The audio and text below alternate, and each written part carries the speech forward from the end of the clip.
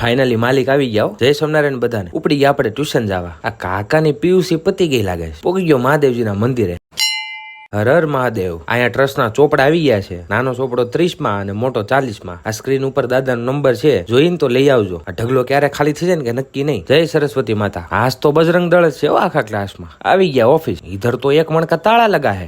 આવી તો આપણી પાસે છે. ફાટક કરી દેવી બંધ. ભગવાનને પગે લાગ્યો. બાકી કાળો કાગડો નો ફરકે આજ તો. હવે તમે એમ કેશો શનિવાર છે તો કેમ ઓફિસ? એટલે ઘરે ખોટા શેટીના ઓસાડ વીખવા એ કરતા બે નવી વસ્તુ ન શીખવી? વાત તો સહી. હનુમાન ચાલીસા તો ઘણી છે, પણ ઈશરદાન બાપુ જેવી નહીં હો. પછી ભૂખ લાગી હતી તો દાબી લીધા ખમણ.